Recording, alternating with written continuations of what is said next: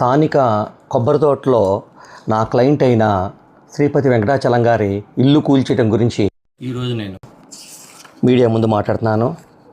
ఎందుకంటే వెంకటాచలం గారి మీద కొండపల్లి వాళ్ళు OS 409/2025 దావా దాఖలు చేశారు.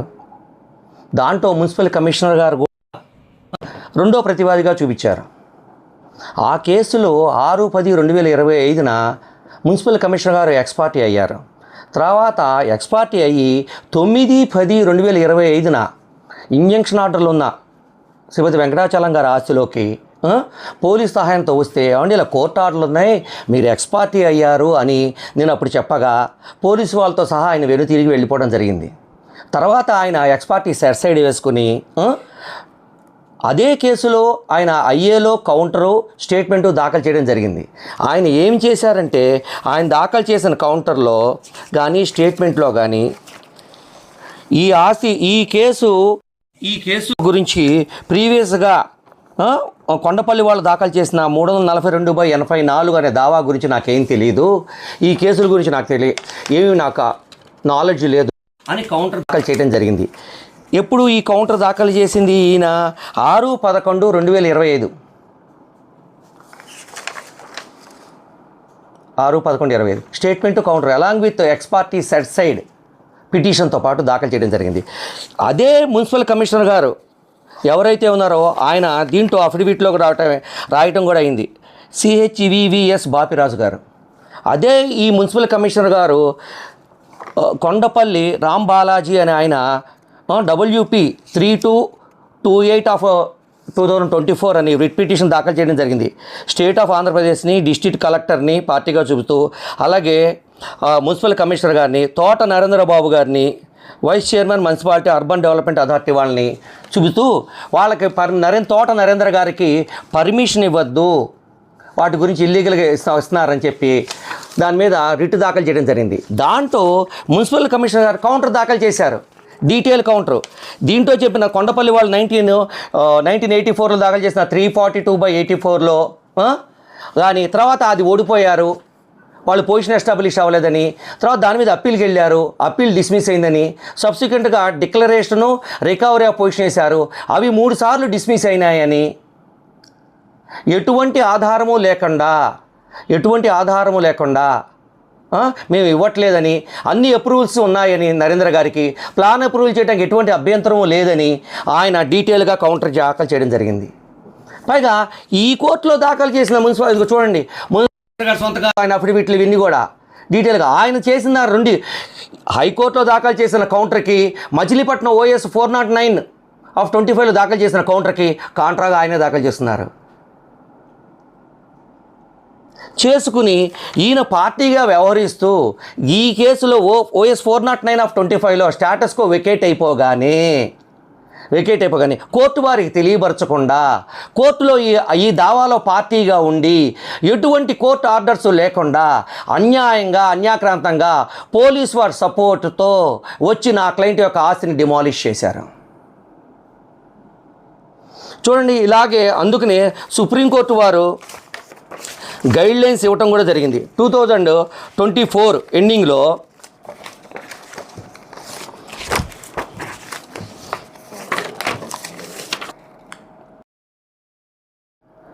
BR Gavai and KV Viswanath judges, supreme court judges article 142 constitution రాజ్యాంగం ప్రకారంగా జడ్జిమెంట్ ఒకటి ఇవ్వడం జరిగింది, బుల్డోజర్ జస్టిస్ అని.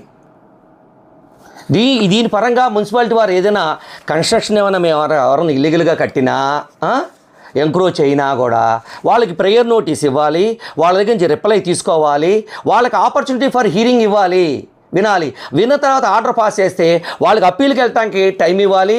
అప్పీలేట్ అథారిటీ కూడా కోర్టు వారు ఏమైనా డిసైడ్ చేస్తే దానికి ప్రేయర్గా నోటీస్ తెలియపరచాలి, తర్వాత వచ్చి పంచనామా చేయాలి. ఇలా చెయ్యకుండా వచ్చి అన్యాక్రాంతంగా వచ్చి పగలగొడితే వాళ్ళ మీద కాంపన్సేషన్ అంతా వాళ్ళ మీదే తీసుకోవాలని జస్టిస్ గవాయ్ గారు ఇచ్చినటువంటి సుప్రీంకోర్టు జడ్జిమెంట్. మనం అందరం కూడా భారతదేశంలో ఉంటున్నాము. భారత రాజ్యాంగాన్ని లోబడే మనం జీవించాలి, చట్టానికి వ్యతిరేకంగా కాకుండా. కానీ మన మున్సిపల్ కమిషనర్ గారు ఆర్టికల్ 142ని సుప్రీంకోర్టు ఇచ్చిన జడ్జి గారు ఇచ్చినటువంటి జడ్జిమెంట్ వైలేట్ చేసి అన్యాక్రాంతంగా మా క్లయింట్ల ఆస్తిలోకి చొరబడి డిమాలిష్ చేశారు. ఎటువంటి ఆయన పార్టీగా ఉన్న కేసులో కూడా ఎటువంటిది పిటిషన్ వేయకుండా ఏమండి ఇలా డిమాలిషన్ చేస్తున్నాము, మాకు బలాన్ పర్మిషన్ వచ్చింది అని కానీ, బలాన్ ఆర్డర్ ఇవ్వండి అని కానీ, ఇలా ఈరోజు వెళ్తున్నామని ఆయన పార్టీగా ఉన్న కేసులో కూడా తెలియపరచకుండా చేసి డిమాలిష్ చేయటం చాలా అన్యాక్రాంతం. నా క్లయింట్కి భారీ నష్టం జరిగింది. ఈ నష్టాన్ని అంతటికీ బాధ్యత కమిషనర్ గారు వహించాల్సి వస్తుంది. నా క్లయింట్ తీసుకునే చట్టపరమైన చర్యలకు ఆయన బద్దుడై ఉండాల్సి వస్తుంది. ఆయనే హైకోర్టులో ఒక రకంగా కౌంటర్ రాశారు. OS 409లో కౌంటర్ స్టేట్మెంట్ కూడా డిఫరెంట్గా కాంట్రాగా రాసుకున్నారు. ఆయనకు అన్నీ తెలుసు. కావాలని అన్యాక్రాంతంగా మా ఆస్తులకు చొరబడి, మా క్లయింట్ ఆస్తులకు చొరబడి ఈ విధంగా డిమాలిష్ చేయడం జరిగింది వితౌట్ కోర్ట్ ఆర్డర్. అలాగే సుప్రీంకోర్టు గైడ్లైన్స్ని వైలేషన్ చేశారు. అలాగే గతంలో కూడా 9-10 అప్పుడు 9-10 ఆయన ఎక్స్పార్టీ అయిపోయి మా క్లయింట్ ఆస్తులను డిమాలిష్ చేయడానికి వచ్చినప్పుడు కూడా అప్పుడు ఆయన ఆర్డర్ చూసి వెనక్కి వెళ్ళిపోయారు. ఆ రోజున మేమందరం కలిసి మా క్లయింట్స్ జనసేన పార్టీకి చెందిన వాళ్ళు.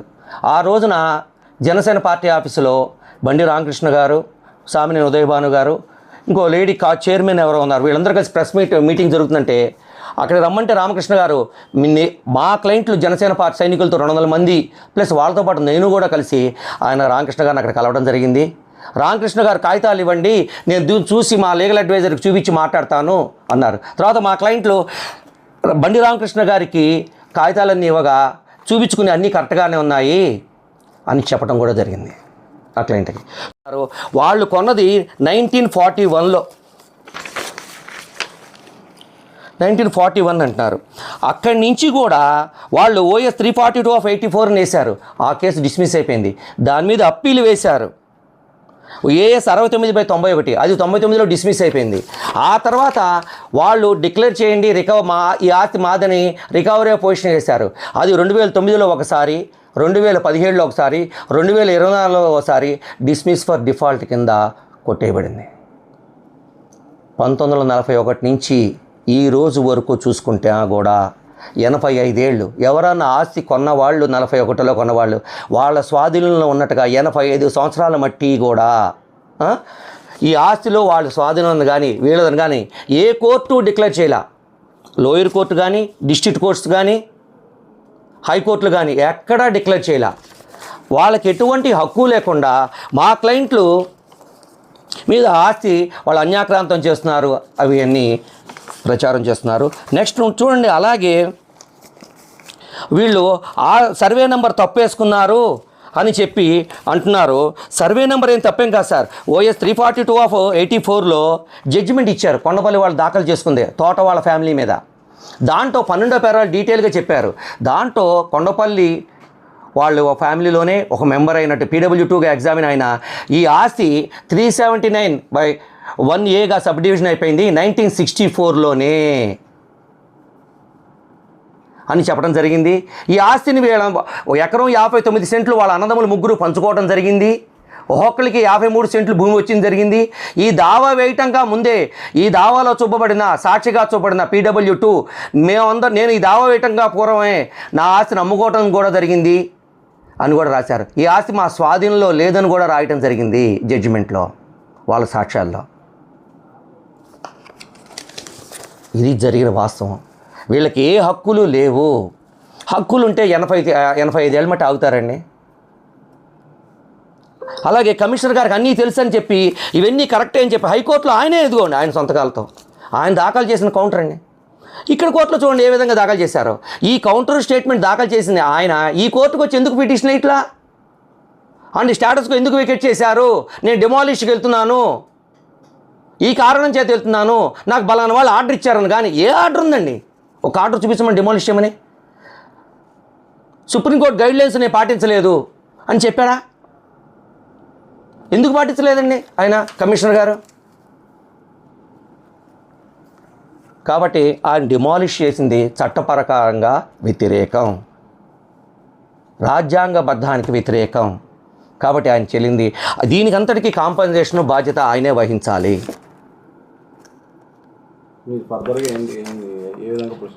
మేము దీని మీద లీగల్గా ఆయన చేసిన దానికి వైలేట్ చేశారు కాబట్టి ఆర్టికల్ 142 కానీ చట్టపరంగా లేదు. కోర్టు ఆర్డర్ కూడా ఎటువంటి తీసుకోకుండా డిమాలిష్ చేశారు కాబట్టి మేము చట్టపరంగా చర్య తీసుకుంటున్నామండి. మా క్లయింట్ చట్టపరంగా చర్య తీసుకుంటాడు. మున్సిపల్ కమిషనర్ మీద ఆయన మీద ఆయనకే తెలిసి చెబుతున్నారు కదండి. ఈ కౌంటర్కి సమాధానం హైకోర్టులో ఎందుకు ఈ కౌంటర్ వేశారు?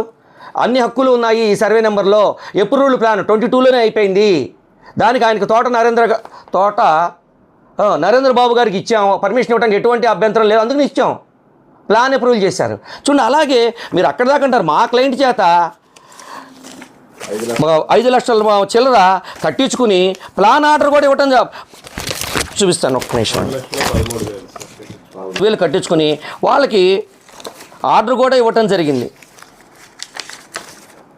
ఇదిగో ఏ రోజున 18 December 2025 municipal corporation town planning department building permit order. ఏంటి సార్, ఈ పర్మిట్ ఆర్డర్ ఆయనే ఇచ్చి వాళ్ళే వచ్చి డిమాలిష్ చేస్తున్నారు. ఇలా ప్లాన్ ఇచ్చాము బలానా రోజు అని కోర్టుకి ఏమైనా తెలియపరిచారా? మేము ఇలా పర్మిట్కి ఆర్డర్ ఇచ్చామని కానీ ఇచ్చి మేము ఈ కారణాల చేత డిమాలిష్ చేస్తున్నామని కోర్టుకి ఏమైనా తెలియపరిచారా? ఎందుకు తెలియపరచలేదు కమిషనర్ గారు? అది ఆయనకే తెలియాలి. ఈ కోర్టులో ఓఎస్ 409/2025లో ఆ 2 కౌంటర్లు ఆయనే దగ్గర పెట్టి చదువుకోమనండి.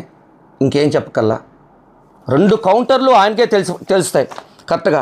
ఆయన సొంతకాలు పెట్టిన కౌంటర్లు, స్టేట్మెంట్లు 2 పక్కన పెట్టి చదువుకోమనండి. హైకోర్టుది ఇక్కడిది రెండిటివి ఇదిగోండి, ఆయన సొంతకాలే ఉన్నాయి. హైకోర్టులో వేసింది ఇక్కడివి. ఎందుకు ఇలా ఆ కౌంటర్కి ఈయన ఈ స్టేట్మెంటు కౌంటర్ ఎందుకు వ్యతిరేకంగా రాసుకున్నారు?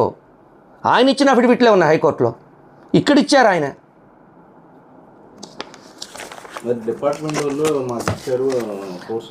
డిపార్ట్మెంట్ గారికి ఏ కోర్టు ఆర్డర్ ఇచ్చిందని ఇచ్చారో చూపించమనండి. రేపు కోర్టుకి పిటిషన్ వేస్తాను సార్, అది ప్రొడ్యూస్ చేయాలి అన్నీ. ఈ మామూలుగా పోలీసు బందోబస్తు కోరుతూ మున్సిపల్ కమిషనర్ గారు ఒక లెటర్ ఒకటి విడుదల చేసేది డిపార్ట్మెంట్ ఇచ్చింది. దాంట్లో మేము చూడలేదు కదా, మేము కోర్టు ద్వారా అడుగుతామండి.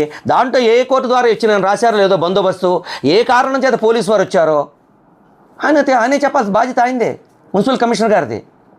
ఏ కోర్టు ఆర్డర్ ప్రకారం పోలీసు వాళ్ళు ఎందుకు ఇంత ఫోర్స్ కావాలి? ఇన్ని 200-300 మంది పోలీసులా? అన్ని మొత్తం జిల్లా మొత్తం ఉన్న ఎస్ఐలు సిఐలు రావటమా? అంతా తెలియాలిగా. ప్రతి ఆయనే చెప్పుకోవాలి. ఎప్పుడంటే 13/11/2024 రిట్ పిటిషన్ 295/2022 24లో డిసైడ్ అయింది. Justice Gavai sir, justice BR GAVAI Gavai and KV Viswanathan.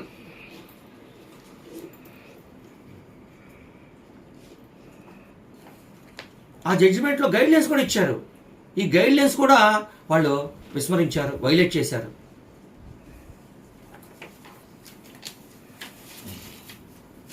ఇక్కడ ఏంటన్నారు కౌంటర్,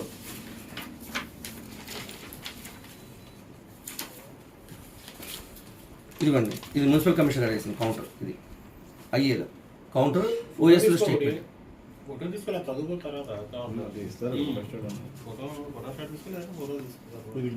దాంట్లో జూనియర్ సివిల్ జడ్జి కోర్టులో OS 409లో దీంట్లో 2 ఆయనే సంతకాలు ఉన్నాయి చూడండి. మరి